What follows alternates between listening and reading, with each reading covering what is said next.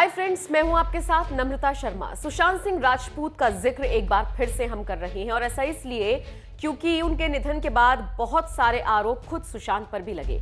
उनमें से एक आरोप ये था जो बहुत सारी उनकी को एक्ट्रेसेस ने भी लगाया था और वो ये था कि वो खुद नशे के आदी थे, वो ड्रग्स लेते थे, वो शूटिंग जब बीच में रुकती थी, जब ब्रेक होता था तो वो अपनी वैनिटी वैन में जाके नशे का सेवन करते थे। सवाल ये कि आखिर नशे की लत सुशांत को लगवाई किसने थी?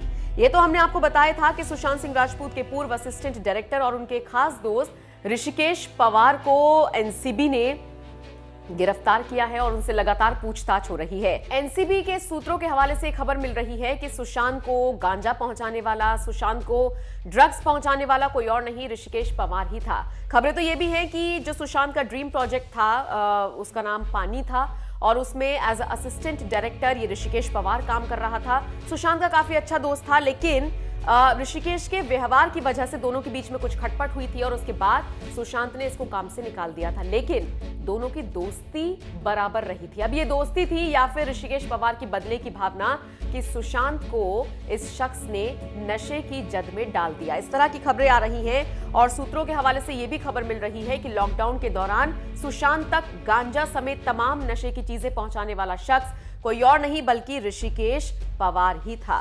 फिलहाल एनसीबी इस पूरे मामले की जांच कर रही है। इसको गिरफ्तार तो कर लिया गया है, किला कोर्ट में इसको बुधवार को पेश किया गया और फिलहाल उसको एनसीबी की कस्टडी में 2 दिन के लिए भेज दिया है।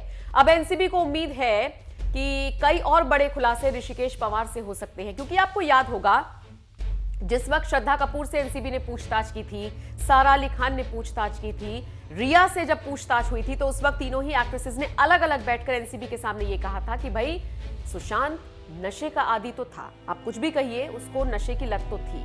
अब ये नशे की लत किसने लगवाई, कैसे लगवाई? एक बिहार के छोटे से गांव से निकला एक लड़का जो सुपरस्टार बनने का दम रखता था, स्टार तो बन चुका था, सुपरस्टार बनने का दम रखता था, उस तक ये नशा कैसे पहुंचा? अब इसको जांचने के लिए एनसीबी लगातार जुटी हुई है और इसी कड़ी में ऋषिकेश पवार को गिरफ्तार किया गया था, हिरासत में लिया गया था और उस शख्स ने इतना बड़ा खुलासा किया है।